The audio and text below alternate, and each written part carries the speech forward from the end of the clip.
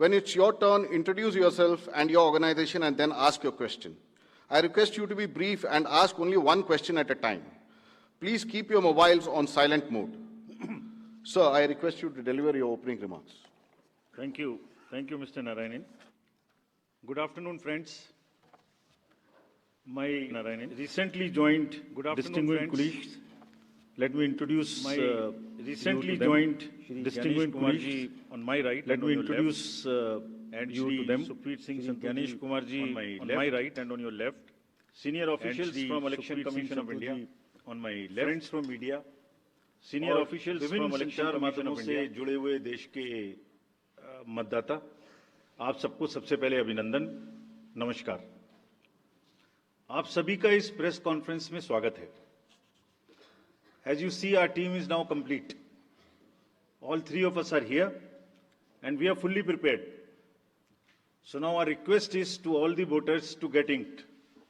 Please, the entire team in the ECI is ready to ink the voters. Please join us. I think this is the most awaited press conference in this part of the year. We address you at a precious moment, when we as a nation are set to reiterate our pledge to electoral democracy, when Indians will together express their will once again. This is a historic opportunity for all of us. By the way, this year also marks a pivotal moment in the global landscape of democracies. 2024 is a year of elections across the world. Over 6 nations and people will vote across the hemispheres, across the date lines. However, India's elections have been like a pole star, both for its quantity and quality, and I'll elaborate it in detail in this conference. दुनिया के सबसे बड़े और सबसे जीवंत लोकतंत्र के रूप में भारत पर सभी का ध्यान केंद्रित रहता है, जहां चुनाव एक त्योहार है जिसमें लोकतंत्र के रंग उभरते हैं और देश के सभी हिस्से उसमें समावेश होते हैं। चुनाव का पर्व, देश का गर्व। Let me say in the very beginning that it is our promise to deliver a national election in a manner that we add to our global shine and remain a beacon for electoral democracies across the world. We are committed to give the nation a truly festive democratic environment. Friends, the term of 17th Lok Sabha is due to expire on 16th June 24. The term of legislative assemblies of Andhra Pradesh, Odisha, Arunachal, Sikkim are also due to expire in June 24. Jammu Kashmir assembly में भी चुनाव due हैं।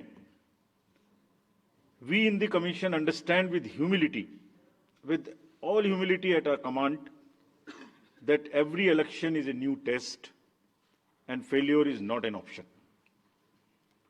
The entire election machinery has been trained on all aspects of election management. I had myself personally interacted with over 800 district magistrates across the length and breadth of the country. We have interacted with the SPs, DMs, commissioners, range IGs, political parties, enforcement agencies in Delhi and also while visiting the states. और पूरी states में इन सबके साथ समीक्षा करने के दौरान और उसके बाद हमें ये विश्वास है कि हम एक यादगार, स्वतंत्र, निष्पक्ष चुनाव एक पर्व के रूप में सबकी भागीदारी के साथ सुनिश्चित कराएंगे। Before I share the schedule, मैं आपको बताना चाहता हूं कि भौगोलिक, सांस्कृतिक, सामाजिक रूप से विविध इतने बड़े देश में चुनाव कराने के लिए हमने अपने आप को कैसे ओवर द 2 years पीरियड तैयार किया है। दुनिया के सबसे बड़े लोकतंत्र के चुनावों में लॉजिस्टिक्स और मटेरियल प्रबंधन ही अपने आप में एक बहुत बड़ी चुनौती है। तो let us show you what is the magnitude by which we are doing this elections. We have 97 crore registered voters, more than the combined voters of a few continents put together, Americas, Europe, Australia, all many put together. Over 10.5 lakh polling stations. And कितने लोग उसको conduct करते हैं? 1.5 crore polling officials and security officials conduct those elections. More than 55 lakh EVMs, 4 lakh vehicles, और अब तक हम क्या कर चुके हैं? 17 general elections to the parliament, 400 से ज्यादा असेंबली इलेक्शंस कर चुके हैं. ये इलेक्शन कमीशन का एक लीगेसी है. 16 presidential elections, 16 vice presidential elections, a truly gold standard. It's a gold standard in the entire election management. Friends, there is a qualitative leapfrog which Commission is ensuring, which would be shown by the outcomes of the 11 state elections which we have held recently. पिछले 1.25 साल के अंदर में 11 elections state assemblies के देश में हुए हैं.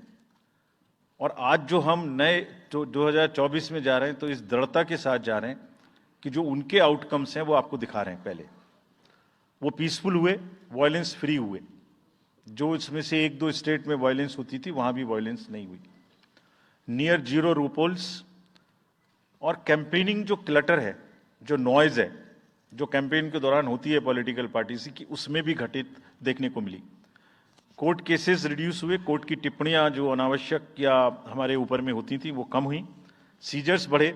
और फेक न्यूज पर एक एक्शन लेने का जो तरीका था वो बहुत बढ़ा. तो लास्ट 2 इयर्स में इसको और रोबस्ट करने के लिए हमने क्या क्या किया है, ये हम आपको आज दिखाएंगे. और उसको कैसे बेहतर करेंगे ये भी दिखाएंगे. हम कहां पहुंचना चाहते हैं, इस इलेक्शन को किस तरीके से डिलीवर करना चाहते हैं, ये भी आपको लास्ट स्लाइड में दिखाएंगे. अभी जो इलेक्टरल साइकिल है उसमें हमने कितनी तैयारी की है, ये हम आपको आज शेड्यूल बताने से पहले बताना चाहते हैं. अगर देखा जाए तो इनपुट के रूप में हमारा जो इलेक्टरल रोल है वो प्योर होना चाहिए. ये फाउंडेशन है किसी भी अच्छे चुनाव के लिए. उसमें जिसको होना चाहिए वोटिंग में वो है, और जिसको नहीं होना चाहिए वो नहीं है. हमने इलेक्टरल रोल में बहुत मेहनत की है. इनपुट के तौर में material, manpower, technology, training, इतनी चीजें लगती हैं. प्रोसेस के रूप में जो डिसरप्टिव चैलेंजेस हैं, muscle power, money power, misinformation, MCC violation, और reaching out to the missing voters, urban apathy, youth apathy, और ओवरकमिंग ऑपरेशनल चैलेंजेस जिसमें reaching in inaccessible areas in this wide country. And what outcomes we want, that is what is we will tell you little later also. तो पहला जो input है ये एक मोज़ेइक है जो देश की वोटर्स की, इलेक्टर्स की पिक्चर है. क्या दिखाती है ये? It's a very diverse mosaic. 96.8 crore are the total electors in the country, of which 49.7 crore are male and 47.1 crore are female. और जो यंग वोटर्स हैं, बहुत मेहनत की हमने पिछले साल में, वो 1.82 करोड़ फर्स्ट टाइम वोटर्स इस बार इन चुनावों में वोट देने के लिए हमारे इलेक्टरल रोल्स में हैं.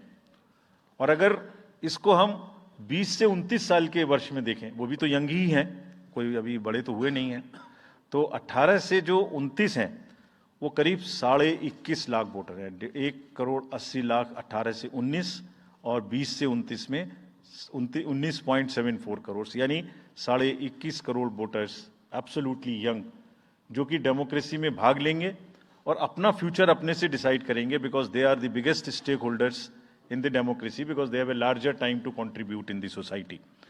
अगर हम देखें तो बहुत इंक्लूसिव करने के लिए there are 88.4 lakh persons with disabilities who are part of our voter list. We have made a special effort कि जितने हमारे मतदाता हैं उस तरह के उनको हम अपने इलेक्टरल रोल में लेके आए.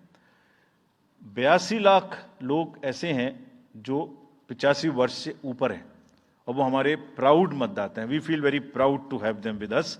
और उसमें से 2,18,000 लोग देश में 100 वर्ष से अधिक के मतदाता भी हैं जो हमारे इलेक्टरल रोल में. सो द मोज़ेइक इज, ट्रांसजेंडर्स भी हैं 48,000. तो मोज़ेइक इज लाइक 18 से 19, 20 से 28, 85 transgenders, person with disabilities, and in the entire country, length and breadth of the country.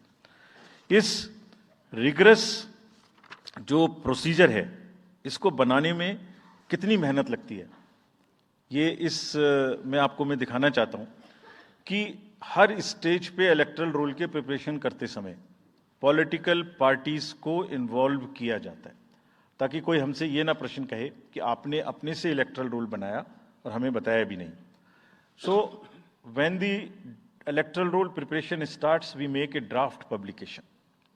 We give 2 copies free of cost to the political parties. उसके बाद जितने form 6, form 7, form 8, नया नाम जुड़ने के, डिलीशन के, मॉडिफिकेशन के, मेरा नाम बदल है, घर बदल गया, वो सब की कॉपी हम शेयर करते हैं, उसके मिनट्स बनाते हैं. और इस बार हमने और जोर दिया कि बूथ लेवल एजेंट्स अगर पॉलिटिकल पार्टी हमारे BLOs के साथ लगाना चाहें तो लगाएं. और across the length and breadth of the country, all the district magistrates, we are absolutely confident that silently we were working. सब ने पॉलिटिकल पार्टीज के साथ में हर डिस्ट्रिक्ट में कम से कम 1, 2, 3 मीटिंग्स की हैं, उनको सारे ड्राफ्ट रोल्स दिखाए हैं, दिखाने के बाद जितने ऑब्जेक्शंस हैं वो उनको पूरा किया है और उसके मिनट्स बना के रखे हैं. Friends, we are very confident that and we are conscious that a very solid electoral roll is the foundation stone on any election, and we are ready to go with this. We have also worked on the women voters. Women voters का जो gender ratio है वो बढ़ के अब 948 हो गया, which is again a very healthy sign of women participation increasing in our electoral cycle.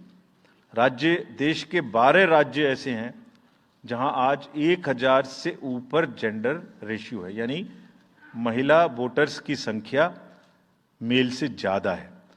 और जैसे मैंने अभी आपको बताया था कि 1.89 नए वोटर्स हमने जोड़े हैं, उनमें से 18 से 19 में 85 लाख हमारी लड़कियां हैं, फीमेल वोटर्स हैं. So they are going side by side, and this is again a very healthy sign that women are also equally participating in our election.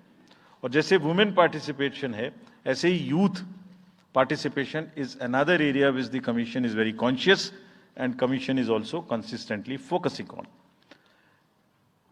13 से जो 1.8 करोड़ मैंने आपको बताया, 19 करोड़ वोटर्स 20 से 19, और जिस किसी की भी उम्र 1 जनवरी 2024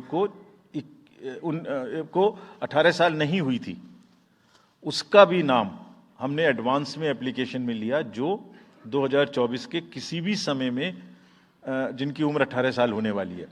and you would be happy to note that out of 13.4 lakh advance applications which have come to us, around 5 to 6 lakhs are such who will complete the age of 18 by 1st of April 2024. और वो भी हमारे voter उस समय तक बन जाएंगे. यानी the roll would be as much updated on 1st of April कि कोई भी छूटे नहीं. नेशनल आइकन्स को बड़ी संख्या में हमने यूथ को अपने साथ जोड़ने के लिए इस कार्य में लगाया है.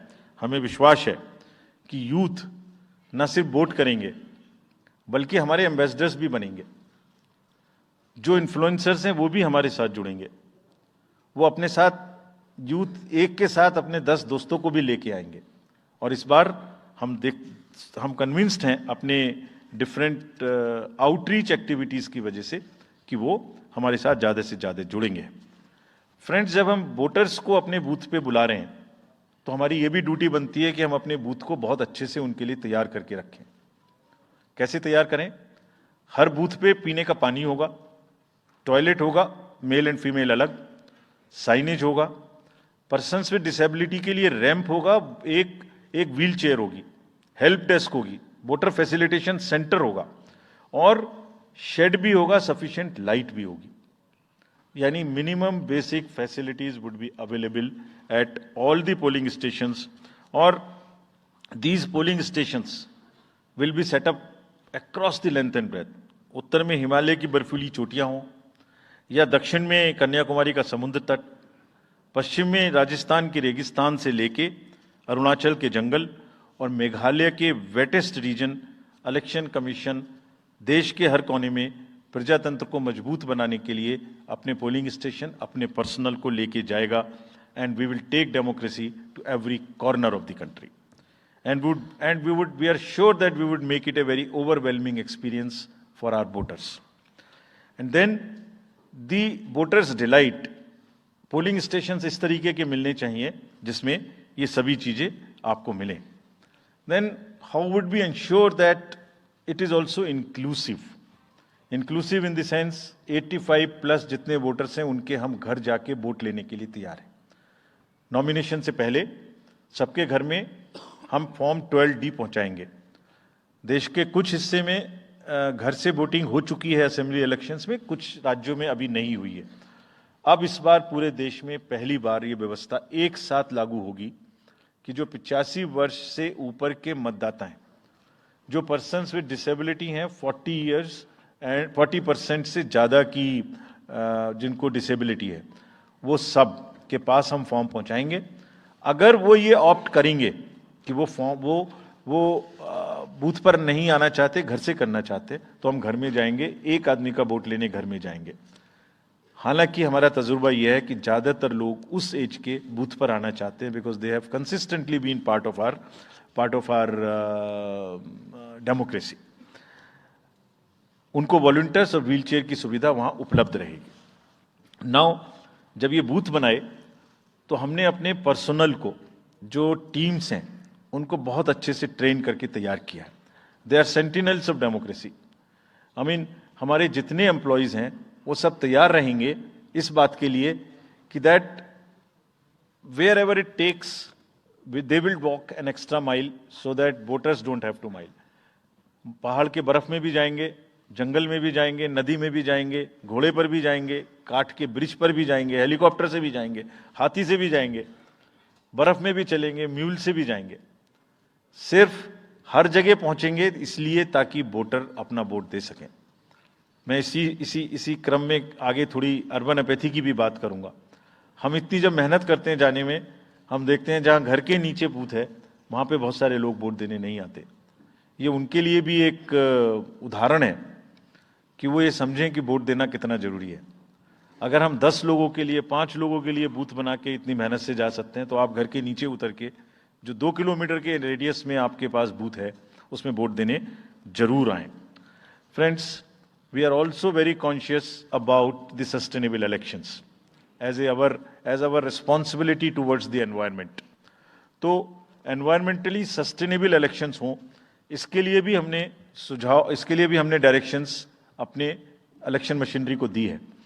वेस्ट मैनेजमेंट किसी भी पोलिंग स्टेशन पे पोलिंग के बाद में दिखाई नहीं देना चाहिए. आप उसको कलेक्ट करें, डिस्पोजल करें और टीम्स के साथ में send them to various disposal thing. It's part of the material arrangement. Minimal use paper का करें. मैक्सिमम हमारी ई बुक्स लागू हैं, आप कभी भी हमारी वेबसाइट पे देख सकते हैं, हर सब्जेक्ट पर ई बुक है. More and more carbon footprints को हम कम से कम किस तरह से कर सकते हैं. Recycling, more and more less and less paper work, all that is what is our commitment to the environment. We are also greatly leveraging technology in 3 verticals for the help of the voter, for the help of the election management agencies, machinery, and also for the political parties and candidates. कोई भी voter पूरे देश में उसका epic number से booth कहाँ है, उसका एपिक डाउनलोड करना है. If he has a mobile number seeded, he can download his और हर मोबाइल. कोई भी बीएलओ के बारे में कोई जानकारी लेनी है, one can go to the voter helpline app. You can know about what kind of a candidate you have in your constituency who are contesting. So there is an application called Know Your Candidate. तो उस candidate की कोई criminal background तो नहीं है, उसके खिलाफ में केसेस तो नहीं है, उनके क्या असेट्स हैं, क्या लायबिलिटीज हैं, ये सारी चीजें केवाईसी के एप्लीकेशन में वोटर्स को देखने का अधिकार है, उनको मिलेंगी. और जिस किसी का भी क्रिमिनल रिकॉर्ड है किसी भी कैंडिडेट का, उसको 3 बार न्यूज़पेपर्स में देना पड़ेगा, टीवी में देना पड़ेगा, और पॉलिटिकल पार्टी को भी ये बताना पड़ेगा कि आपको उस कॉन्स्टिट्यूएंसी में क्रिमिनल कैंडिडेट बैकग्राउंड के खड़ा करना पड़ा, तो बाकी क्यों नहीं मिला? आप बताइए, what is the basis of the selection of a candidate who has a criminal background? Then, in order to clean up the entire system, we want to use the technology with the help of the citizens. Citizens, be please vigilant.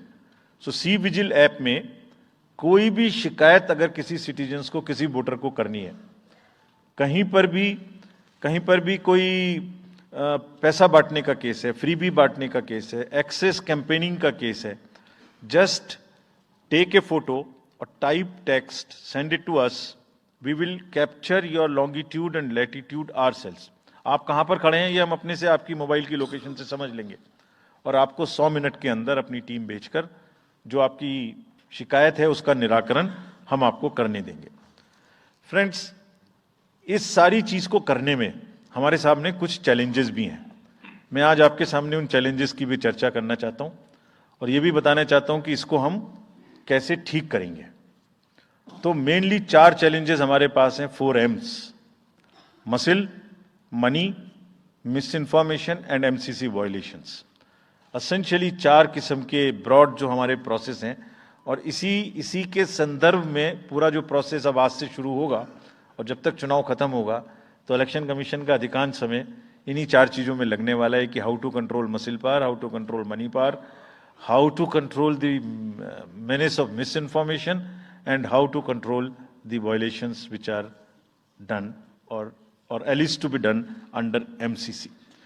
So coming to the muscle power को control करने के लिए adequate number of CAPF would be deployed. 24/7 एक नया प्रयोग हम इस बार कर रहे हैं। We are establishing, हम बिल्कुल डिटरमिन्ड हैं इस बार मसिल पावर को कम करने के लिए। चुनावों में हिंसा का कोई स्थान होना नहीं चाहिए और ब्लड बाथ बिल्कुल नहीं होना चाहिए। जहां भी हिंसा बची है, चाहे वो प्री पोल हो, चाहे वो ड्यूरिंग कैंपेनिंग हो, चाहे वो पोस्ट पोल हो, we are committed to kind of be very very alive to this situation और जो भी हमें सख्ती से करना होगा इसके लिए हम करेंगे ताकि ये प्रोविजन ना रहे।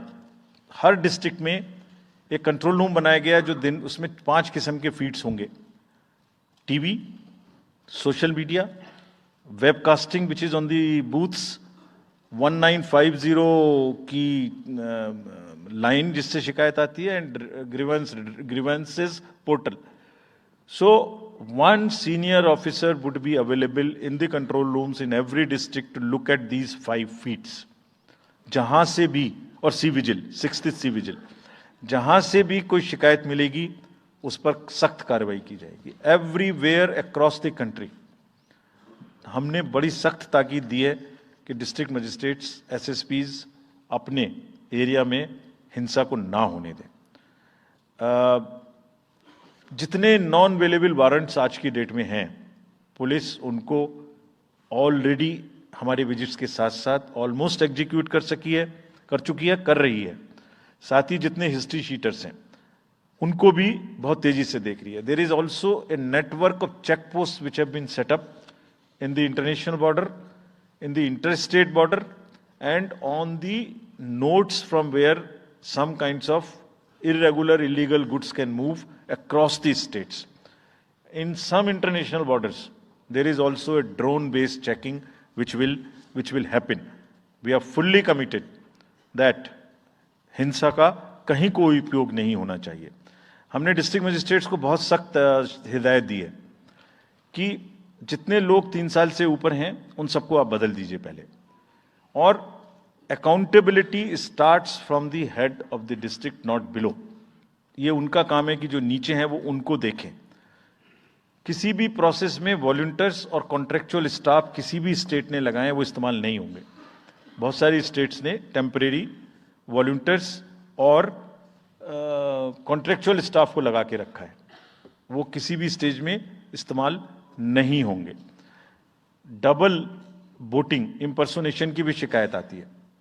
बहुत सख्त हिदायत दी गई है कि अगर इंपर्सोनेशन के केसेस आए तो आरपी एक्ट की सेक्शन में उनके खिलाफ एक्शन लें।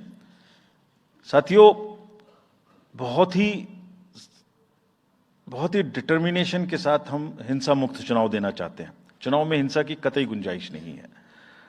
राष्ट्रपति महात्मा गांधी जी ने कहा था, मैं हिंसा का विरोध करता हूं क्योंकि उससे पाया हुआ समाधान बहुत कम वक्त के लिए होता है और उससे पैदा हुई नफरत हमेशा के लिए। Only peace is everlasting. Violence doesn't solve anything. We will request everyone, all political parties, all candidates, that they must be very, very, very cautious of this point. We'll be ruthless if anywhere the violence happens. Similarly, coming to the money, आप जानते हैं, मैंने पहले भी आपको दिखाया है कि पिछले जो 11 इलेक्शंस हुए हैं स्टेट में, राज्यों में, और उसी की वजह से ये कन्विक्शन है जिससे हम आपसे उसके बारे में बात कर रहे हैं। We are talking to you from the strength of our outcomes. 3400 crore रुपए के करीब का कैश मूवमेंट को रेस्ट्रिक्ट किया गया 11 इलेक्शन में। एवरी स्टेट, राजस्थान, तेलंगाना, मध्य प्रदेश, नागालैंड, गुजरात, हिमाचल, मिजोरम, त्रिपुरा, छत्तीसगढ़, हर स्टेट में उससे पहले इलेक्शन में जो भी हुआ था उससे 200, 400, 500, 700% की वृद्धि हुई। Total 3400 crore is around 835% higher. ये जो धन बल का जो उपयोग है, जो धन का उपयोग है, जैसे बल का उपयोग कुछ राज्यों में ज्यादा है, ऐसी धन का उपयोग भी कुछ राज्यों में ज्यादा है। हम इस बात से भी बहुत वाकिफ हैं। We are aware fully that there are differential vulnerabilities in each state. Some states have more violence, some states have more money, some states are more kind of a geographical problems. So whichever problem pertains to a particular state, based on this differential analysis, we would be having a differential level of treatment for that state. Misuse of money हम नहीं होने देंगे। इसके लिए भी हमने enforcement agencies को, सब स्टेट्स में एनफोर्समेंट एजेंसीज के साथ बैठक की है। दिल्ली में हम सब हेड्स ऑफ द एजेंसीज के साथ फिर से बैठक करने वाले हैं आज के बाद तुरंत। क्या कहा है उनको हमने कहा है कि जो freebies, liquor, cash, cooker, sari, machines, whatever kind of freebies किस किस स्टेट में बंटने की शिकायतें आती हैं, उसको 100% रोकें। रोकने के लिए एनालिटिक्स बेस्ड कार्य करें। सो whom have we directed?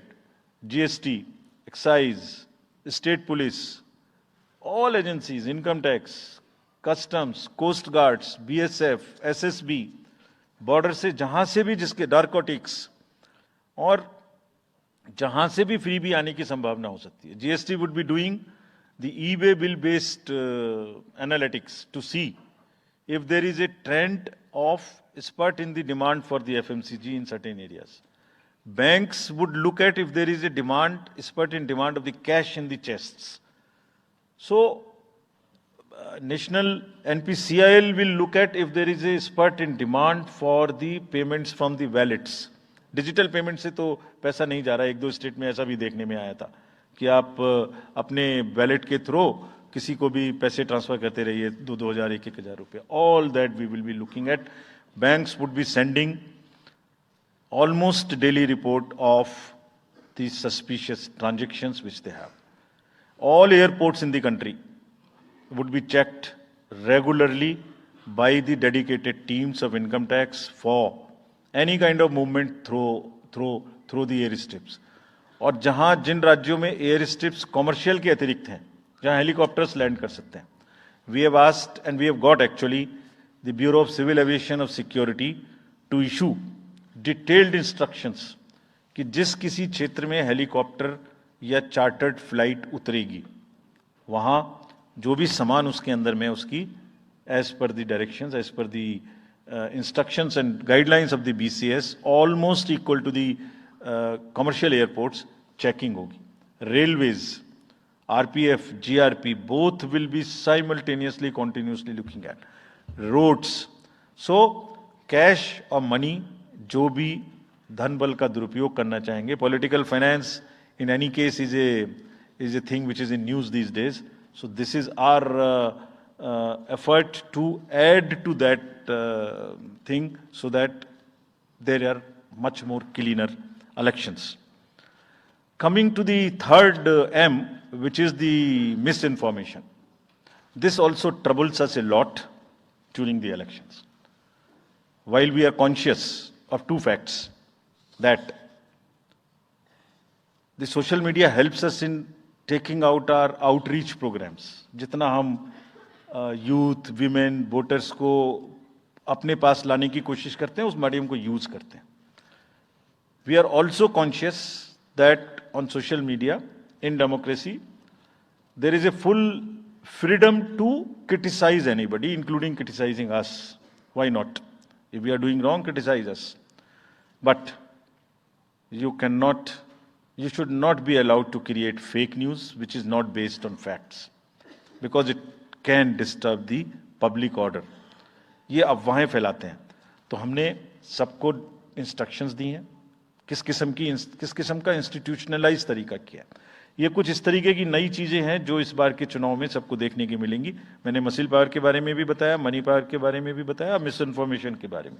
तो ये जो प्रोसेस है इलेक्शन का, जो आज से शुरू हो रहा है काउंटिंग के बीच तक, जिसमें शोर शराबा गंदगी की संभावना बनी रहती थी, वो हमारा प्रयास है कि कम से कम हो. उसके प्रति हम बहुत ज्यादा सजग रहें. इसमें क्या करेंगे? Under section 69 and 79(3) of the IT Act, authorized authority of each state is empowered to ask for takedown of the social media posts. In almost all states, authorized officials have been appointed or are being appointed. In each district, we have done thorough trainings as to how to deal with this kind of a menace. So this is on the preventive side. But there is also a promotional side. All our entire machinery will now react to whatever is coming by facts. We will try and join the issue instead of being in the background. If somebody is trying to do a fake kind of a narrative, which is disturbing the level playing field, which is disturbing the public order, or which is not based on the facts, and which has crossed the line of the criticism, we would be also joining them. We will also launch very soon on our website something called Myth versus Reality. This is going to be live very soon. Means ये myth फैलाया जा रहा है, ये उसकी reality है. हम अपनी तरफ से आगे बढ़ के आपको एजुकेट करेंगे कि ये उसकी रियलिटी है. और सोशल मीडिया के बारे में आप सबसे भी एक अपील है कि थोड़ा देख लें. मतलब जो आया उसको आगे नहीं करना चाहिए. इसमें एक बहुत बड़ा झूठ का बाजार भी है. मैं इसके बारे में सोच रहा था तो मैंने कुछ चंद लाइनें लिखी थी जो आपको बताना चाहता हूं. झूठ के बाजार में रौनक तो बहुत है, गोया बुलबुले जैसी तुरंत ही फट जाती है. पकड़ भी लोगे तो क्या हासिल होगा सिवाय धोखे के. तो उसको थोड़ा रोक के देखें, समझ लें आगे बढ़ाने लायक है कि नहीं है, ना बढ़ाएं. Now friends, the last problem. चुनाव के दौरान हमारे सामने एक और बहुत बड़ी समस्या है, और वो समस्या है चुनावी प्रक्रिया का, पॉलिटिकल डिस्कोर्स का घटता हुआ स्तर, जिसमें as we call it, it's a plummeting level of the political discourse. अगर हमने सब पॉलिटिकल पार्टीज को बहुत स्ट्रांग एडवाइजरी इशू की हैं. आप पूछेंगे कि एडवाइजरी तो दी, उसके बाद एक्शन क्या होगा, उसका भी जवाब मैं आपको दूंगा.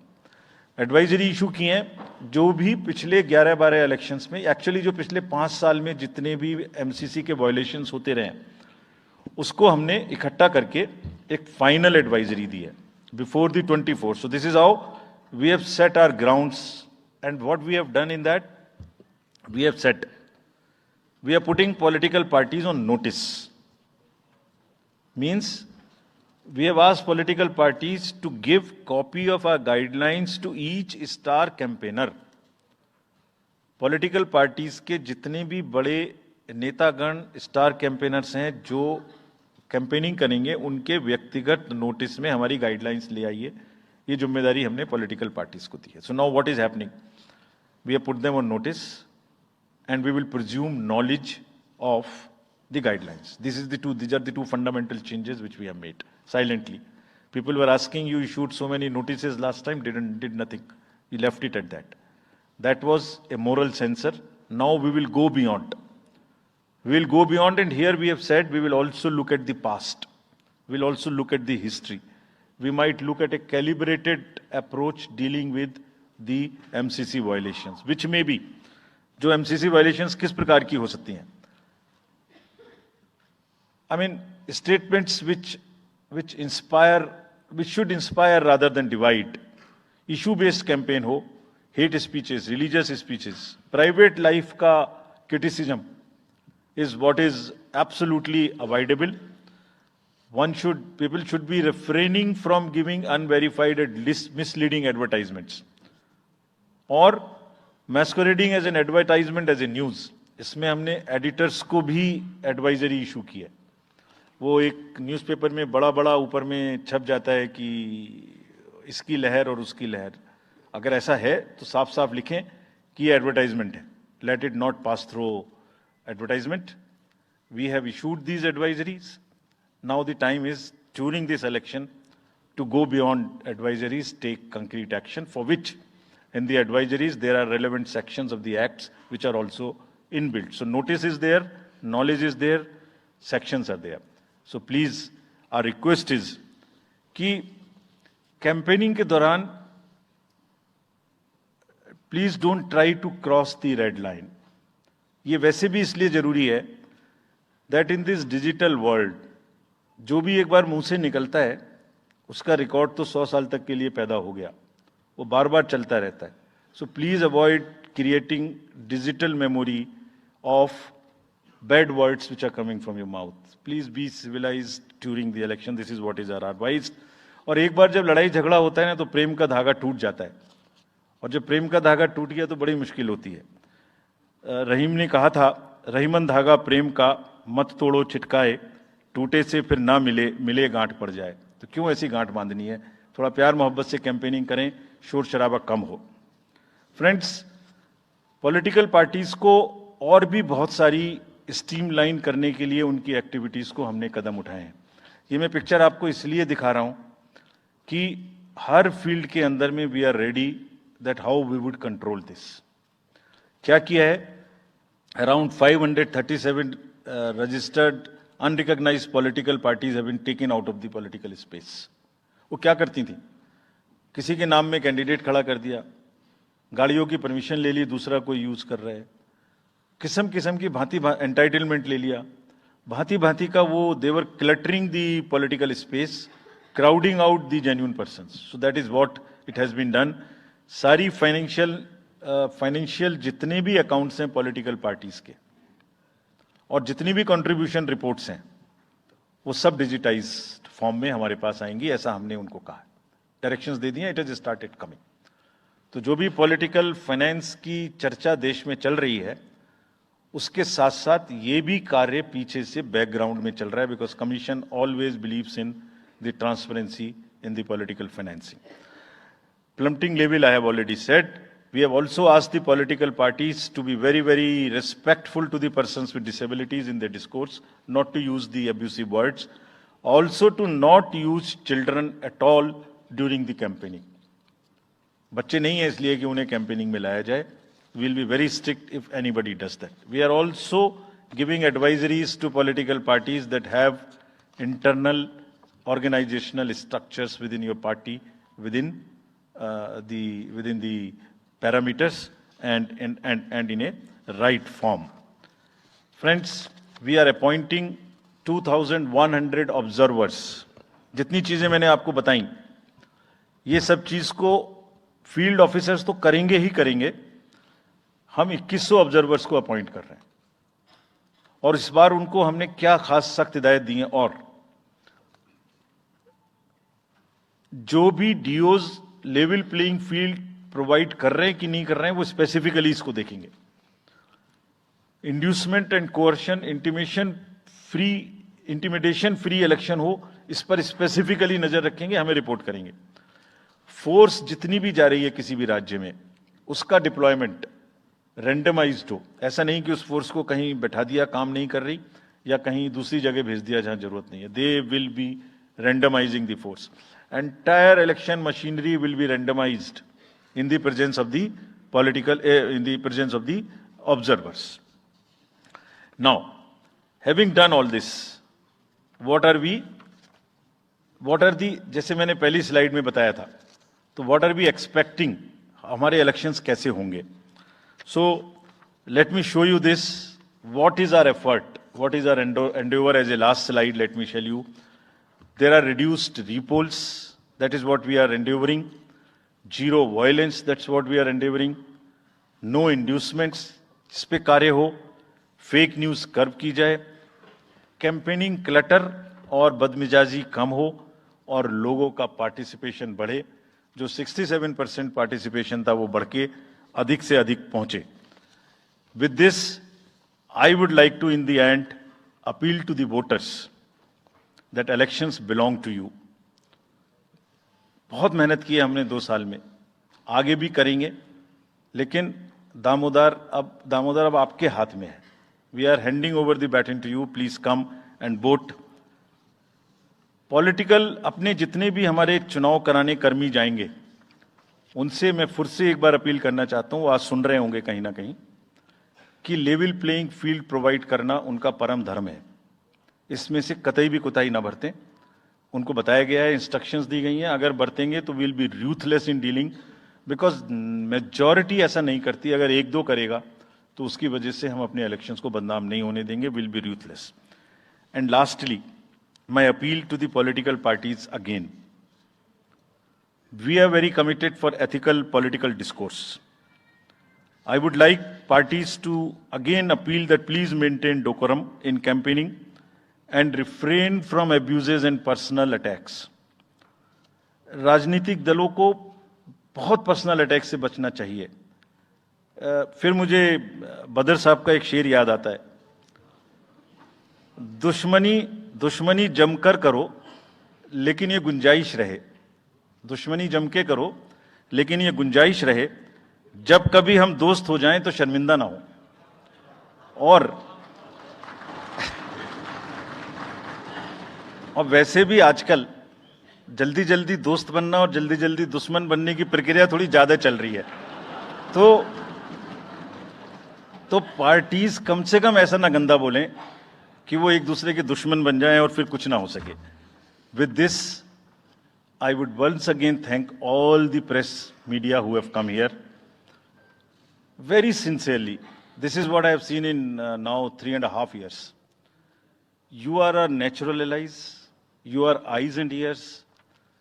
हमारा कोई क्रिटिसिज्म होता है आप करते हैं, हम अपनी बात कहते हैं आप करते हैं. आप ही के थ्रू हम वोटर्स पे पहुंच सकते हैं. प्लीज वोटर्स तक हमारी बात पहुंचाइए, उनको बाहर निकलवाइए. ये सारी स्लाइड्स, सारा प्रेजेंटेशन आपको अभी तुरंत इसी माध्यम से हमारी वेबसाइट पे मिल जाएगा. Download, use it in your stories. कुछ और चाहिए तो हमें बताइए, हम देंगे. Now I come to the schedule which you were waiting, and I hope I didn't delay it. I have not bored you by what I said. So now we'll be announcing schedule in 3 phases. First, for the by-elections. There are 26 assembly constituencies in the country जहां बाई-पोल होना अभी है due. Bihar, Gujarat, Haryana, Jharkhand, Maharashtra, Tripura, Uttar Pradesh, waste Bengal, Telangana, Himachal Pradesh, Rajasthan, Karnataka, Tamil Nadu. इन सब राज्यों में by elections होना due है.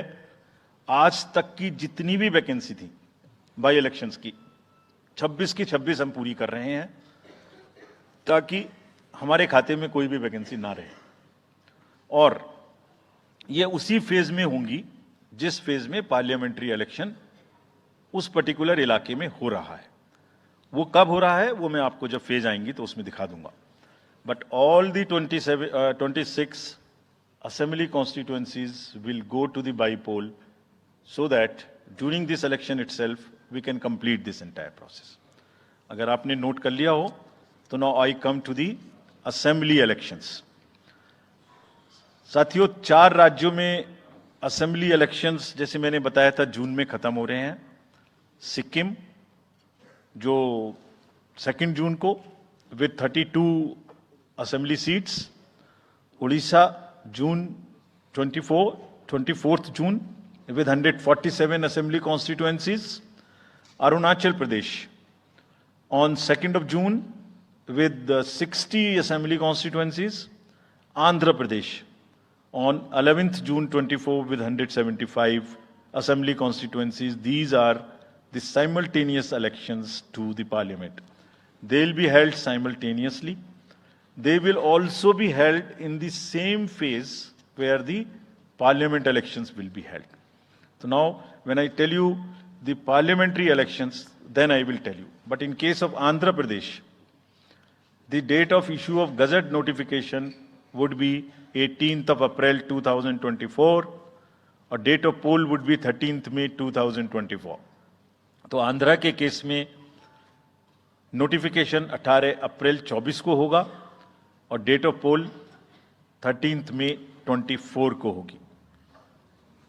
इसके बाद अरुणाचल प्रदेश में डेट ऑफ गजट नोटिफिकेशन 20 मार्च को होगा और डेट ऑफ पोल 29 अप्रैल को होगी.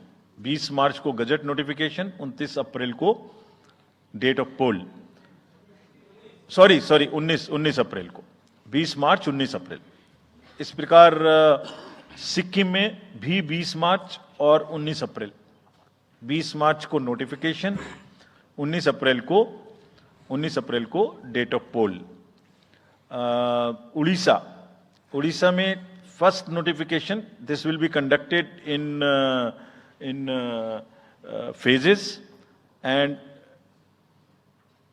first phase would be on 18th April and date of poll would be 13th May.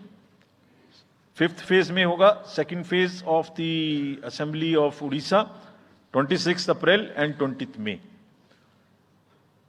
Then sixth phase and seventh phase also, Odisha would have the assembly elections. Sixth phase being on 29th April and 25th May elections.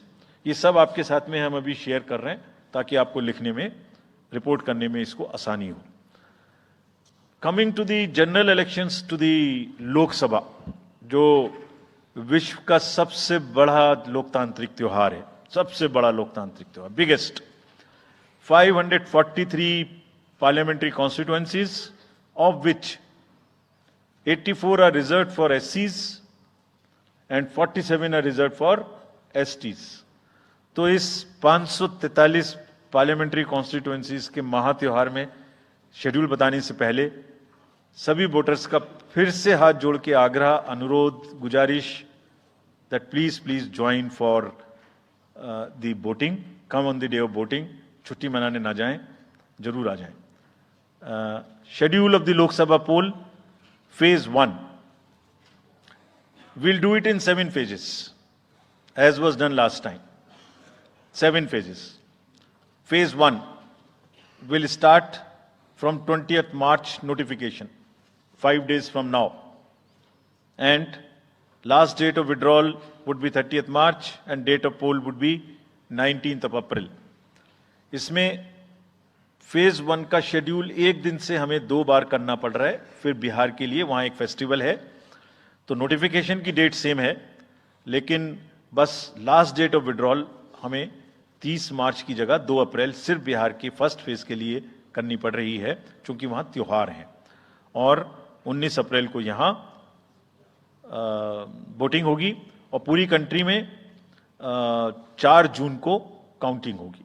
So phase 1, this will look like this.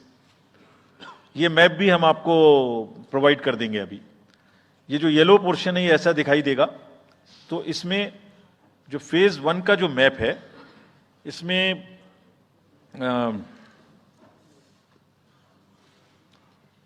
North east, नीचे Tamil Nadu, Rajasthan, centre में छत्तीसगढ़, मध्य प्रदेश और उत्तराखंड, और ऊपर में जम्मू कश्मीर की 1 parliamentary constituency. ये yellow first phase का आपके सामने में मैप है. सेकंड फेज और फर्स्ट फेज में 21 स्टेट्स जाएंगी पोल में. Second phase will notification will start on 28th of March and date of poll will be 26th of April. Similarly here in case of J&K, because of the some holiday, the date of one day would be different, date of security of nomination would be different, but date of gazette notification or date of poll would be common. Phase 1 में 21 राज्य polling में जाएंगे और phase 2 में उसमें से और राज्य जुड़ जाएंगे. सो this is the map which would be phase 2, जिसमें हम नॉर्थ ईस्ट में काफी जगह चुनाव को कंप्लीट करते हुए, तमिलनाडु में कंप्लीट करते हुए, सेकंड फेज में राजस्थान को भी कंप्लीट करेंगे. Phase 3 would be from 12th of April and date of poll will be 7th of May. इसमें भी टोटल 12 स्टेट्स उस समय में जा रही होंगी और इस फेज में 3 नए राज्य में चुनाव शुरू होगा. इसका मैप कुछ इस तरह से दिखाई देगा. राजस्थान हम कवर कर चुके होंगे, तमिलनाडु कवर कर चुके होंगे, केरला कवर कर चुके होंगे, गुजरात इसमें कवर कर लेंगे, नॉर्थ ईस्ट पूरा कवर कर चुके होंगे और हम नए राज्यों को मिला के 3 इसमें नए राज्य भी जुड़ेंगे. फोर्थ फेज में 18 अप्रैल को गजट नोटिफिकेशन होगा और date of polling would be 13th of May. Date of counting in the entire country would be 4th of June for all by-elections, for the assembly elections, for the parliamentary elections. इसका map कुछ इस तरह का दिखाई देगा. इस समय तक हम इसमें Telangana, Andhra, Orissa would start, and by that time, other than that, entire South India would be complete, entire Western India would be complete, Northeast would be complete. और फिफ्थ फेज 26 अप्रैल से शुरू होगी और 20 मई तक चलेगी. 20 मई तक डेट ऑफ पोल होगी. बीच में नॉमिनेशन, स्क्रूटनी और विड्रॉल की डेट्स रहेंगी. Counting of course is 4th of June. It will look like this, which is in front of you. And phase 5 में 49 constituencies will be going to the poll. Phase 6 में 57 constituencies will go to the poll, starting from the gazette notification on 29th of April and finishing on 25th of May 2024. इसका map कुछ इस तरह का दिखाई देगा कि मोस्टली यूपी, बिहार, बंगाल, उड़ीसा और साथ में कुछ नॉर्थ का पोर्शन चालू रहेगा. Last phase, 7th phase, notification will be on 7th of May and polling on 1st of June. तो last polling would be on 1st of June and counting on 4th. and इस phase में पूरा पंजाब, हरियाणा भी शामिल रहेगा, Bengal, Bihar, Orissa. This is how the map will look. Yellow denotes the first phase and accordingly the legends are given. We will share this map also with you, ताकि आप इसे अपने साथ रख सकें, इसके हिसाब से देख सकें. ये भी कोशिश की है हमने, और अगर पूरी फेज वाइज हम पिक्चर दें, ये भी एक अच्छी स्नैपशॉट है, जिसमें फेज 1 में 102 कॉन्स्टिट्यूएंसीज, फेज 2 में 89, फेज 3 में 94, फेज 4 में 96, 49, 57, 57. So we'll start with the 102, the largest, slowly come down and finish northeast, move up from the south and finish the western area. तो इसमें वेदर और हर चीज का ध्यान रखते हुए काफी सोचने के बाद ये शेड्यूल बनाया गया है. विद दिस, जो सिंगल पोल डेट है वो 22 स्टेट में होगी. 2 राज्य 4 बार में जाएंगे, कर्नाटका, राजस्थान, त्रिपुरा, मणिपुर. 3 फेज में 2 जाएंगे, छत्तीसगढ़ एंड असम. 4 फेज में 3 जाएंगे, उड़ीसा, मध्य प्रदेश, झारखंड. 5 फेज में 2 जाएंगे, महाराष्ट्र एंड जम्मू कश्मीर. जम्मू कश्मीर की हर पार्लियामेंट्री कॉन्स्टिट्यूएंसी के लिए 1 फेज होगी. और 7 फेज में 3 जाएंगे, Uttar Pradesh, Bihar and West Bengal. With this friends, I end my address and thank you very much. Thank you, sir, for those detailed remarks. Please hold on. So, you raise your hands, हाथ खड़ा कर दीजिए. Micers आपके पास आएंगे. So we will start with you in the first row. Where are the micers? आप आइए, इनको दे दीजिए. जो Yeah, CC sir will take 4-5 questions at one time. So after that, we'll take the next person. Yeah. Sir, मैं मोहित दुबे हूँ news nation से. Sir, मेरा सवाल ये है कि आपने 7 चरणों में मतदान ये करवाया है. बहुत बड़ी चुनौती है क्योंकि दुनिया का सबसे बड़ा लोकतंत्र हिंदुस्तान है. अपोजिशन पार्टियां जो है ये आरोप लगा रही हैं कि 7 चरणों में क्या जरूरत है और इसकी वजह से सत्ताधारी दल को फायदा होता है. और छोटा सा सवाल सर एक और है कि ईवीएम को लेके लगातार अपोजिशन धरना दे रहा है, सवाल उठा रहा है. आप हमेशा ये कहते रहे कि निष्पक्षता के साथ आप मतदान करवाते रहते हैं ईवीएम के माध्यम से, तो उनके सवाल के बारे में आप क्या जवाब देंगे? आप ये जो लाइट जैकेट पहने हैं सेंटर में, इनको दे दीजिए. जो हाँ, या जस्ट होल्ड ऑन. सर, मेरा नाम रविंद्र सिंह शोरान है. I would like to ask कि जो आपने बताया कि 3500 करोड़ रुपए को सीज किया, उसके बाद कार्रवाई कितने लोग जेल गए, कौन कौन सी पॉलिटिकल पार्टीज इन्वॉल्व थी, और जो लीकर सीज किया गया उसमें कितने केसेस रजिस्टर हुए, उसकी डिटेल्स इलेक्शन कमीशन हमारे साथ कभी शेयर करता नहीं है after the election happens. This lady in the front या इधर मिडिल में जो है, इनको माइकर्स, हाँ इनको दे दीजिए. या इनको दे दीजिए. हाँ, please switch on your mic.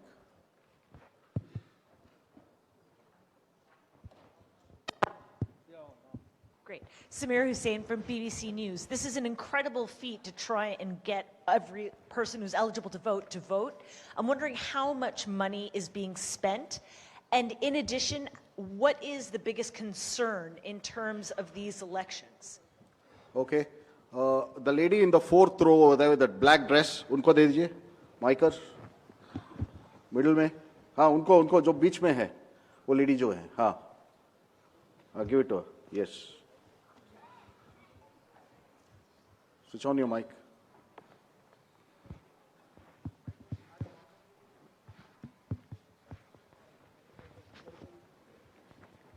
इन्हें माइक ठीक करके रखें. What are they doing? Hi, I'm Ashlyn. You said in your speech Can you just that introduce yourself? I'm Ashlyn Matthew From? National Herald. Thank you. You had said in your speech that there should be no hate speech. There will be a calibrated approach to code violations. But there have been several complaints against the Prime Minister and Amit Shah, but none of the EC has not taken action against them. But you have taken action against the opposition leaders.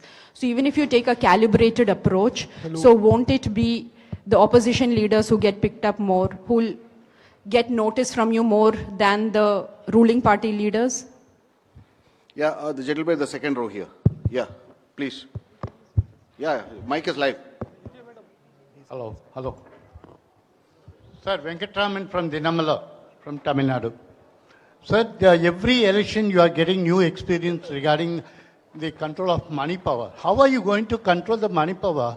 For example, last election 2019, at Vellore constituency, the candidate Kadir Anand, from his place, crores and crores of rupees money has been recovered from him. But what kind of action has been taken against him? And he is going to be the future candidate from the same constituency. Let me first take the answers of these questions of the first round.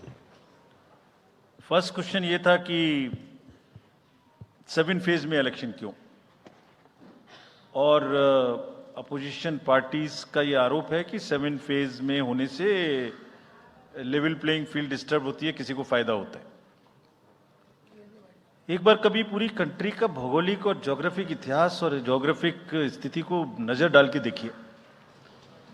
नदी, नाले, बर्फ, पहाड़, जंगल, गर्मी, security forces का movement कभी सोच के देखिए. दे will be moving like within 3 to 4 days between the gap in the phases, they will move they will walk length and breadth of the country. उनके ऊपर प्रेशर कभी देखिए कितना होता होगा। कभी इलेक्शन मशीनरी की पूरी प्रोसेस, कभी एग्जाम्स, कभी फेस्टिवल्स, होली, रमजान, रामनवमी, पता नहीं क्या क्या फेस्टिवल्स बीच में है। जब कैलेंडर पे हम लेके बैठते हैं तो एक डेट फिक्स करते हैं, दूसरे में चली जाती है, दूसरे फिक्स करते हैं, कहीं प्रॉब्लम आ जाती है। हम किसी को फेवर करने के लिए, किसी को नुकसान करने के लिए कोई भी एक्शन नहीं लेते, कोई भी एक्शन नहीं लेते। किसी को ऐसा भ्रम है तो वो गलत है। हम फैक्ट्स पे बात कर सकते हैं। जहां की जो मैंने कहा था, हर राज्य अपने आप में अलग अलग है। किसी राज्य में 1 में भी है, किसी राज्य में 7 में भी है। जिन राज्यों में 7 में है वहां का विस्तार बहुत बड़ा है, नंबर ऑफ पार्लियामेंट्री कॉन्स्टिट्यूएंसीज बड़ी हैं, कंटेस्टेशंस ज्यादा हैं, इसलिए वो 7 में है। My friend from the Tamil Nadu has asked, वहां 1 में है, लेकिन वहां दूसरा चैलेंज है जिसके लिए what he has talked about, there is a challenge of money power in that particular state, and as I mentioned, we are extremely careful of what he has asked. If you learn it from the assembly elections which happened in another southern state recently, we have been able to cure that menace of money power to a very large extent, and we would control this. Please don't be worried. Similarly, I'll on the expenditure side take this question from BBC that how much we spend.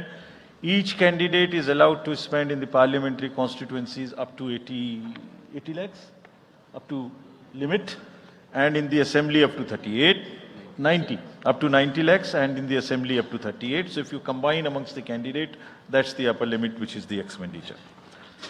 You have asked about, somebody asked about EVMs. EVMs के बारे में मैं बहुत बार बता चुका हूं, लेकिन ठीक है, आपने फिर क्वेश्चन पूछा है तो, और देश में एक ऐसा अभियान भी चल रहा है जिसको बताना भी जरूरी है, इसलिए मैं थोड़ा विस्तार में बता ही देता हूं। वैसे बहुत बार बता चुका हूं, 40 बार लगभग इस देश की संवैधानिक courts, high courts and supreme courts EVM के ऊपर में जितनी चुनौतियां हुई हैं उनको देख चुकी हैं। चुनौतियां किस प्रकार की हुई? ये हैक हो सकती है, चोरी हो जाती है, 19 लाख मिसिंग हैं, इसमें दिखाई नहीं देता है, ये कंप्यूटर से खराब हो जाती है, रिजल्ट्स बदल सकता है, मैनिपुलेट हो सकता है। हर बार संवैधानिक कोर्ट्स ने इसको रिजेक्ट किया है। क्या कहा है? कभी कहा कि इसमें वायरस लग ही नहीं सकता, no question of introducing virus. कभी कहा इनवैलिड वोट्स नहीं हो सकते, कभी कहा रिगिंग इज नॉट पॉसिबल, कभी कहा कि when there is section 61A in the RP act which empowers the use of the EVMs, जब तक वो खत्म ना हो तब तक ये प्रश्न उठाना गलत है। कभी कहा कि EVMs are foolproof devices for counting and allegations of tampering are baseless. कभी कहा कि आप 1 के बदले 5 वीवीपैट गिनिए, वो हमने शुरू कर दिया। अब तो ये आ गया है नतीजा कि कोर्ट्स ने जुर्माना लगाना शुरू कर दिया। दिल्ली हाई कोर्ट ने मिस्चीवियस कहते हुए 10,000 रुपए का जुर्माना लगाया, फिर माननीय उच्चतम न्यायालय ने 50,000 रुपए का जुर्माना लगाया। अभी फिर रिसेंटली माननीय उच्चतम न्यायालय ने एक पिटीशन खत्म की है। कितनी बार सुनेंगे, क्यों बार बार वही बिलाप करना है? कोई चीजें तो हमसे पूछिए। हैक नहीं हो सकती, किसी सूरत में नहीं हो सकती, एंड जो परिणाम आते हैं वही प्रमाण है, बार बार परिणाम आते हैं। कोई भी ईवीएम लेके बैठ जाता है सोशल मीडिया पे, वो डिब्बा लेके एक बैठ जाता है, और आजकल एक नया ट्रेंड शुरू हुआ है, वो थोड़ा सा एक्सपर्ट भी बन जाता है। आजकल 1-2 एक्सपर्ट भी चल रहे हैं सोशल मीडिया पे, वो कहाँ की डिग्री हैं, कहाँ के एक्सपर्ट हैं, थोड़ा देखना भी चाहिए। वो बताते हैं कि ये डिब्बा है, वो टूल बॉक्स जैसा डिब्बा होता है, उसके अंदर में क्या है पता नहीं है, उसमें से एक गत्ते के डिब्बे में से एक स्लिप भी निकलती है, वो धरना भी हो जाता है कि ये स्लिप बदल गई, मैंने यहाँ बटन दबाया था और यहाँ ही गलत निकल गई। भाई आपने क्या दबाया था, किसी को बताया था क्या? क्या निकला, किसी को बताया था क्या? अरे संविधान कोर्ट्स कह रही हैं। अच्छा, जितनी बार हमसे आप पूछेंगे उतनी बार हम उसका एक क्वेश्चन लेके आपको FAQs में डाल देंगे। 100+ क्वेश्चन है, और भाई, political parties have come into existence because of the EVMs. There are many smaller political parties which in the age of the ballot papers might have not come into the existence. It was the fairness and the political parties know in the heart of their hearts. सबको सब EVMs का 3-3 बार mock poll होता है, candidates के सामने में होता है। फिर भी अगर कुछ आप किताब लाए हैं, किसी के पास है क्या? एक हमने किताब भी बनाई है, एक जितने लीगल केसेस 40 केस, देखिए, these are 40 cases on EVM. इसमें FAQ भी है, आप सब लीजिए इस किताब को हमसे। इसमें FAQ भी है और इसमें फ्लो चार्ट्स भी हैं। देखिए, हमारी वेबसाइट पे है ये, थोड़ा पढ़ने का तो कष्ट करिए, खासतौर से जो एक्सपर्ट महोदय हैं, वो बहुत सारे एक्सपर्ट्स हैं यहाँ, मतलब कंट्री में कोई भी बन जाता है, किसी पे कोई रोक नहीं है। हमने इसमें चार्ट भी लगाया है कि कितनी बार सत्ता में रहने वाली पार्टियां ईवीएम ने बदल दी। तो मुझे भी ईवीएम पे फिर मैं रात सोच रहा था ये प्रश्न तो आएगा जरूर, तो फिर रात को मैंने कुछ लिखा अपने हाथ से, वो फिर आपको सुनाता हूं। अधूरी हसरतों का इल्जाम, अधूरी हसरतों का इल्जाम हर बार हम पर लगाना ठीक नहीं। ये ईवीएम कह रही है, मैं नहीं कह रहा हूं। अधूरी हसरतों का इल्जाम हर बार हम पे लगाना ठीक नहीं। वफा खुद से नहीं होती, खता ईवीएम की कहते हो। और बाद में गोया जब परिणाम आता है तो उस पर कायम भी नहीं रहते, आप ही के पक्ष में रिजल्ट आ जाता है। ये क्या बात है भाई? कितने दिन? EVMs are 100% safe, 100% sure. We know now in last 2 years again we have done large number of improvements. एक ईवीएम की नंबर जो भी किस बूथ पे जाएगी वो कैंडिडेट को दिया जाएगा, इसलिए इसमें कोई प्रॉब्लम नहीं है। नाउ जो एमसीसी के बारे में प्रश्न पूछा, जिसमें आप ये पूछना चाह रहे हैं कि हम बायस्ड होके किसी के खिलाफ एक्शन लेते हैं, किसी के खिलाफ नहीं लेते, यही आप प्रश्न बेसिकली पूछना चाह रही हैं। पूछना नहीं चाह रही हैं, आरोप लगा रही हैं, जिसका मुझे जवाब आपको देना चाहिए। Correct, very right, you have a question right to ask. आप पिछले 8, 10, 11 इलेक्शंस की सारे आरोप जितने हमारे पास आए हैं वो सबको एक बार पढ़िए। सबको पढ़ने के बाद सबके नोटिसेस देखिए जो हमने दिए हैं, उसमें जहां जहां कोई भी वायलेशन एस्टेब्लिश होता हो, उस नोटिस के बाद जवाब आने के बाद भी हमने ऐसा नहीं है सब में कार्रवाई की है। We are very, as I said, they are kind of a moral censor which we have in the beginning issued. और जिस किसी के भी खिलाफ में अगर कहीं भी कोई केस बनेगा, house ever high star campaigner he or she may be, we will not sit back, we will take action. Next. Sir, we'll take some questions from that side. Yeah, the middle row. There is a gentleman who is holding both his hands up, उनको दे दीजिए। बोलिए थोड़ा जल्दी दें। Yes sir. Mic के लोग थोड़ा जल्दी दें। थोड़ा माइक जरा जल्दी दीजिए, वो सेंट्रल रो में है, वो हाथ जी। उठा रहे हैं वो।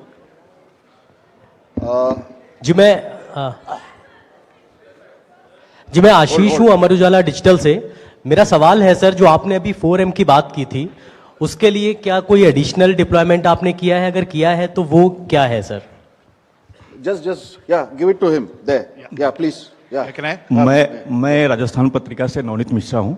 अभी इलेक्टोरल बॉन्ड पे जिस तरीके से घमासान मचा हुआ है और सुप्रीम कोर्ट ने भी उस सिस्टम को खत्म कर दिया है, और जो चुनावी चंदे की जो पारदर्शिता की बातें होती हैं, तो उसके लिए वो सिस्टम लाया गया था। तो आयोग का अगला कदम क्या होगा, क्योंकि इसके बाद से कैश की चुनौती है वो बढ़ेगी चुनाव में। Sir, Sunil Prabhu from NDTV. Just two, three points, because you just now made a comment that every EVM has a number, and your own commission had asked for a totalizer. That totalizer has not happened because, if you wanted in the essence of free and fair election, then you should not be identified. The others, you said disclose. in the interest of the general public, and now we can't get from Mr. Arun Goel because he hasn't only cited personal reasons, in the best interest of the commission, would you be able to disclose what exactly happened? Why did Mr. Arun Goel, who worked with you and sadly is not here today in this entire process, if you can come clean about what exactly happened, what were the differences that led to his sudden and abrupt exit? That's Ravi Tripathi, DD News. Go over there. Yeah. Sir मैं रवि त्रिपाठी हूं जी news से। मेरा सवाल यह है कि एक तो सीट के नंबर जो सर आपने दिए हैं वो 543 के बजाय 544 हो रहे हैं काउंट करने पर, ऐसा क्यों है? ये एक तो जानकारी।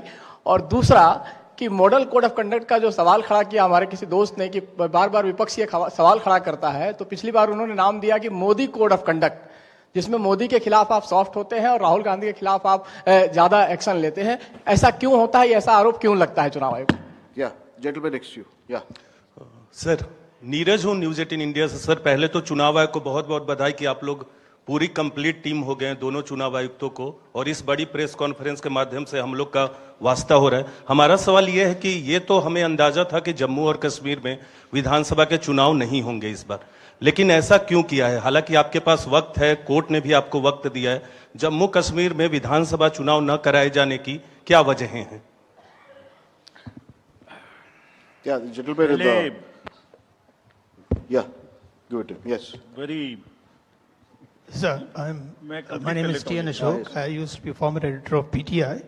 I also write a lot of political articles from New York. So I just wanted to know, I was just following the Federal Election Commission of the US, which publishes on its website the amount of money raised by presidential candidates. Like, say, it has just come out only yesterday. Biden has raised about $106 million. Trump has raised $88 million. Nikki Haley has raised about $48 million. And Vivek Ramaswamy has raised about $24 million. Is it possible for the Election Commission of India to publish such kind of details of not the candidates, but the parties? How much have they raised for the 2024 elections? Yeah, thank you. CSC will take questions. Now let me answer these questions first. Very critical, very important questions. What are in everybody's discussion during this time, and it is necessary that one clears the stand on that. So first of all, I must congratulate that you have calculated it's 544, not 543. I never guessed that anybody would so quickly calculate this. कि ये 543 seat हैं तो 544 total में कैसे आ गई? एक constituency में 2 बार election होंगे, विच इज इन मणिपुर, तो वो 2 बार काउंट हो रहा है, इसलिए 544 से. सो this is the first part of yours.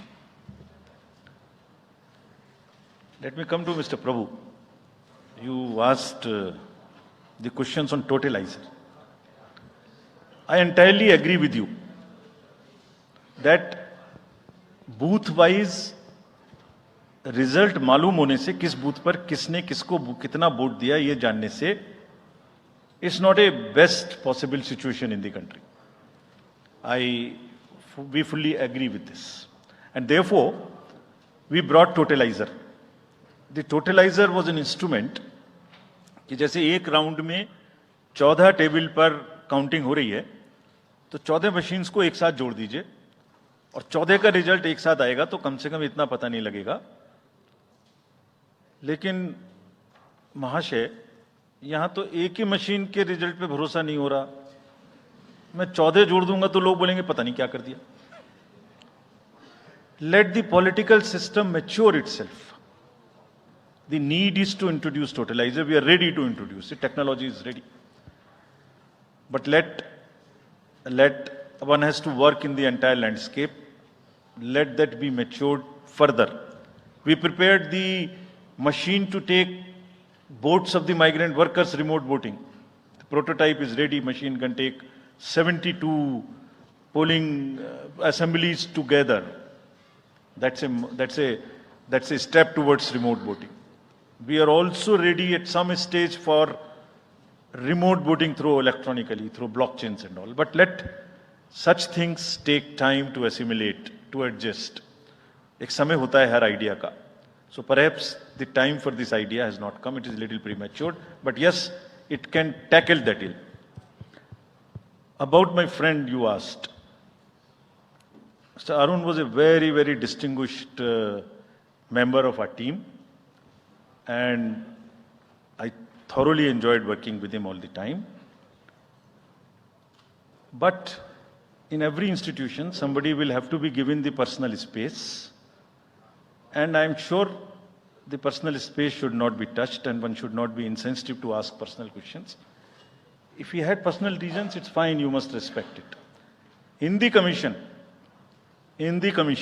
let me make it clear to everybody. As you said, disclose, disclose, disclose. We also have another principle, participate. Involve all political parties. So in the commission, we have a very sound tradition, not today, of large, and I must thank this to my predecessors, worthy predecessors. Whatever we are today, it is because of them. And that's one tradition in the commission, that dissent within commission is encouraged. Within four walls of ECM, the commission room, which we call, it's a round room, because it's such a complicated exercise in the world, 3 minds are always better than 1. We discuss, we sleep over issues, we take time, we assimilate. And हमेशा एक उसमें कहावत है ना, फिर मुझे याद आ गया वैसे ही, निंदक न्यारे राखिए, आसपास रखने चाहिए जो लोग आपको चैलेंज कर सकें. सो कमीशन में बहुत ट्रेडिशन है, वो हमेशा होता रहा है और होते रहना चाहिए. So that's the answer which I wanted to give you. Jammu Kashmir assembly elections क्यों नहीं हमने कराए, ये आपने एक प्रश्न पूछा. बहुत इंपॉर्टेंट क्वेश्चन है नीरज जी आपका. हम बहुत कॉन्शियस हैं इस बात से और बीच बीच में आरोप भी लगते रहते हैं. हम वहां गए थे, तब भी हमसे लोगों ने कहा कि हमें तो सुप्रीम कोर्ट जाना पड़ा आपसे क्या आपको कहलवाने के लिए कि इलेक्शन कराइए, और आप क्यों नहीं कर रहे हैं. तो पहली बात, आपने इतने समय से क्यों नहीं किया. तो पहली बात मैं सबके सामने ये इसको स्पष्ट करना चाहता हूं कि Jammu and Kashmir reorganisation act was passed in 2019. ये सबको विदित है कि 2019 में Jammu Kashmir reorganisation act pass हुआ. उसमें जम्मू कश्मीर की असेंबली में 107 सीटों का प्रावधान किया गया. उस 107 में से 24 सीटें रिजर्व थीं पाक ऑक्यूपाइड जेएंडके की, बची 83 में से 7 रिजर्व थी एससी के लिए और एसटी के लिए कोई रिजर्वेशन नहीं था. राइट. 2022 में उसके बाद डिलिमिटेशन कमीशन आया और उसकी रिपोर्ट्स को एक्सेप्ट करके नोटिफाई किया गया. उसने इन सीटों की संख्या में परिवर्तन कर दिया. तो another act change this number of seats. क्या हो गया, 107 से बढ़ के 114 हो गई, 24 उसमें पाक ऑक्यूपाइड जेके की रही, 90 बची, तो 83 से बढ़ के 90 हो गई और 9 सीट एसटी के लिए रिजर्व कर दी गई. ये नया फीचर क्रिएट हो गया. और साथ ही साथ 2 सीट माइग्रेंट्स के लिए रिजर्व कर दी गई, जिसमें से 1 वुमेन की थी. और उसके बाद 1 सीट का नॉमिनेशन अलाउ किया गया, जो कि पीओके से डिस्प्लेस्ड लोग जो इंडिया में हैं उनके लिए वो रिजर्व की जाएगी. और ये सारे, जिसका मतलब Reorganization Act and Delimitation Act were not in sync, and therefore there was no occasion for the commission to conduct the election till that happens. When did that happen? That happened in December 2023 by amendment in the J&K Reorganization Act. तो हमारा metre कब से चालू हुआ है? दिसंबर 2023 से metre चालू हुआ है चुनाव कराने का. असेंबली और पार्लियामेंट में चुनाव कराने के लिए हम जेएनके के सभी पॉलिटिकल पार्टीज ने हमसे कहा, ऑल, कि आप हमारा चुनाव पार्लियामेंट के साथ कराइए. वी रेस्पेक्ट दैट, और हम समझते हैं कि हमारी ड्यूटी है हम उसे कराएं.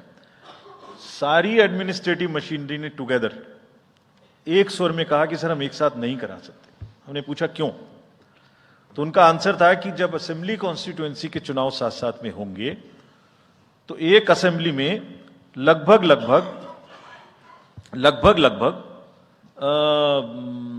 10 से 12 कैंडिडेट खड़े होंगे। सो 90 इंटू 12 करीब 1000 कैंडिडेट हो गए। और J&K में सिक्योरिटी की वजह से हर कैंडिडेट को कम से कम 2 सेक्शन फोर्स प्रोवाइड करनी पड़ती है। 2 सेक्शन फोर्स का मतलब हो गया कि हमें करीब 1000 के बीच में 450-500 लोगों की कंपनीज की जरूरत और एक्स्ट्रा पड़ेगी। वो इतने बड़े देश में इस समय में सिक्योरिटी रीजंस में प्रोवाइड नहीं था। बट वी स्टैंड कमिटेड कि हम जैसे ही ये चुनाव खत्म होते हैं उसके तुरंत बाद, क्योंकि फोर्सेस की हमारे पास अवेलेबिलिटी हो जाएगी, हम चुनाव जल्दी से जल्दी वहां कराएंगे। Last question again, erectile bonds and चुनावी चंदा। और जो somebody asked from this side as to how the disclosures can be made through the political parties as to how much they collected. So, as regards electoral bonds, Commission has always been in favor of transparency right from the stage when we submitted our stand in the Honorable Supreme Court.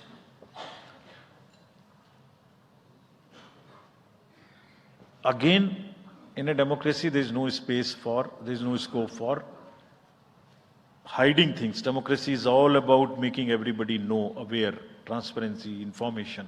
It must be shared. We are all for it. So this is the first part of the entire exercise. It must be known. The country has to now also ask and find solutions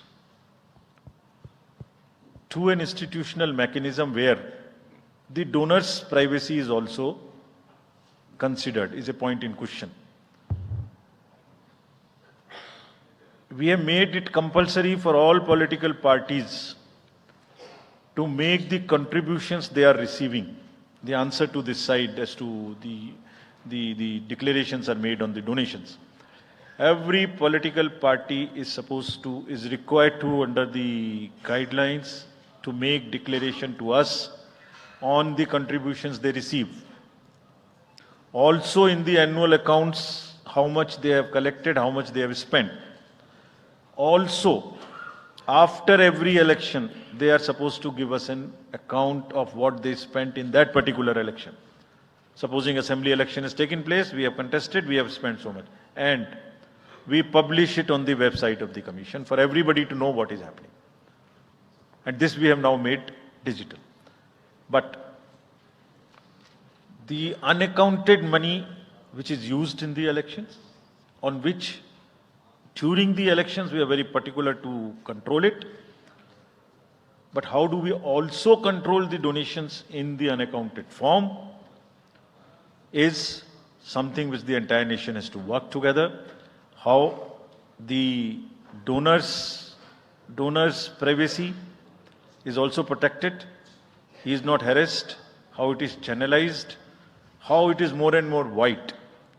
In the digital age, there must be almost no scope. It must be a very, very less cash economy. I am speaking from my old finance days, but it must be very, very less cash economy, and therefore one has to think of it, and I am sure some better system will evolve where it becomes like that.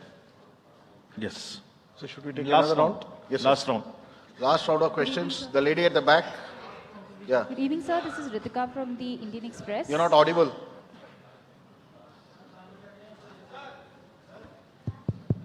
Yeah. Sorry. Good evening, sir. This is Ritika Chopra from the Indian Express. I have a question regarding Manipur. There's been this huge displacement of people on account of the ethnic strife. There are people who've been displaced living in relief camps and haven't come back home.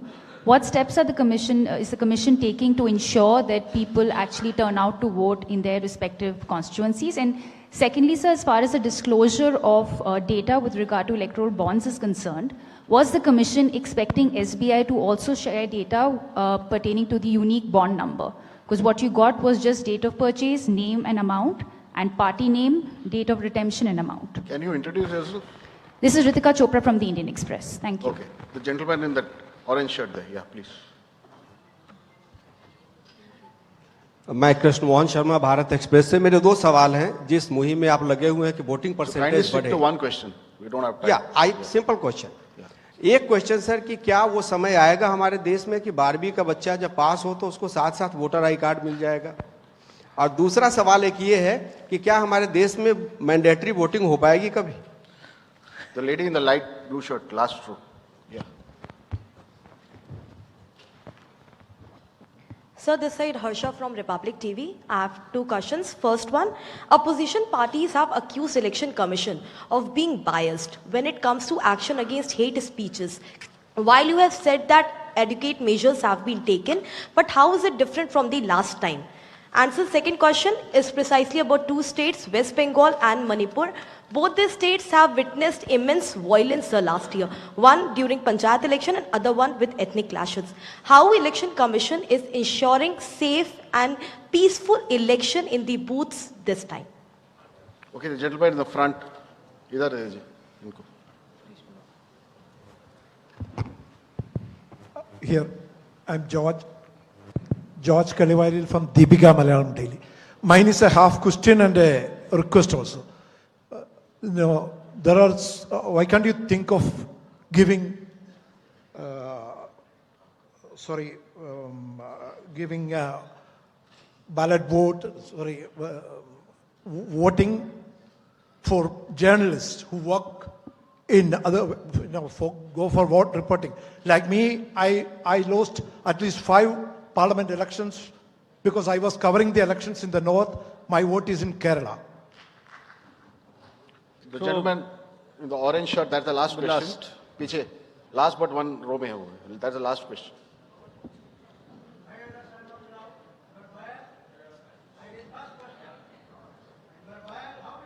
Coming. Go ahead. Yes. Sanjay Sharma, आज तक से हूं मैं। मेरा एक सवाल तो ये है कि निर्वाचन आयोग ने बहुत मार्मिक और बहुत व्यावहारिक अपील की है राजनेताओं से कि वो नफरत के बाजार में मोहब्बत की दुकान खोलें। तो इसकी कितनी अपील का असर लग रहा है कि वो कर पाएंगे? और दूसरा ये कि इलेक्टोरल बॉन्ड्स में अगली स्कीम किस तरह से इसको और पारदर्शी बनाया जा सकता है? क्या आयोग के पास भी ऐसा कोई इंतजाम है क्या? Yes. नाउ उनका भी एक ले लीजिए, उनका भी। उनको दे दीजिए। Give it to him. लीजिए। You are biased. You can't do that. लीजिए। Go ahead. I am Professor D.S. Agrawal and I am a nominee of राष्ट्रपति 2012. उस समय मैंने प्रणब मुखर्जी का नॉमिनेशन कैंसिल कराया था। तब ये प्रॉमिस किया था, सवाल है। तब ये प्रॉमिस किया था कि एमपीज की जगह वोटर प्रपोजर होंगे। आपने अभी तक अमेंडमेंट नहीं किया। दूसरी बात यह है कि आप जो डीएम होता है, मैं बनारसी चुनाव लड़ा, उसने 3 बार मेरा इलेक्शन नॉमिनेशन कैंसिल कर दिया बायस्ड, लेकिन मैंने 4थी बार पास कराया। तो डीएम को आप इतनी पावर देंगे कि किसी का भी नॉमिनेशन कैंसिल कर देगा बैलेट को? या आप अमेंडमेंट करिए और इसमें अमेंडमेंट करिए। और ये जो खड़े होते हैं ऐसे लोग खड़ा मत होने दीजिए कि बायस करते हैं। ऐसे आप नहीं बोल सकते। नहीं, ऐसे नहीं बोल सकते। ये इस तरीके की चीज आप यहां नहीं बोल सकते। अच्छा, ठीक है। Now let me take these questions. 12वीं क्लास के बच्चे के बारे में आपने पूछा एक प्रश्न। 12वीं क्लास के बच्चे को जैसे ही उसकी एज पूरी हो उसको वोटर कार्ड मिल जाए, इसकी तैयारी हम कर रहे हैं। एडवांस एप्लीकेशन लेके ऐसा जरूर होना चाहिए। About Manipur, question was asked about Manipur, what we will do. There are persons who are displaced, who are in the camps. We have drawn a scheme. Which we have notified.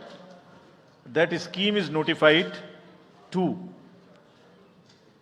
allow the voters in the camp to vote from the camp. जैसे migrants के लिए JNK में वो scheme है, ऐसे ही यहां पर भी उस स्कीम को लागू किया गया है। And the voters would be allowed in the respective camps from the lower constituency to the higher and higher to the lower. But my appeal to the voters is that let us decide, throw the ballot peacefully, by participating in these elections. We'll make the arrangements.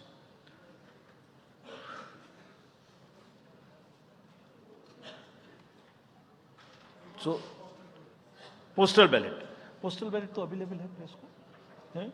हम issue कर सकते हैं, ये हम उपलब्ध कराएंगे. चलिए, thank you very much. Thank you, sir. That brings us to the end of this press conference. I would like to thank EC Administration.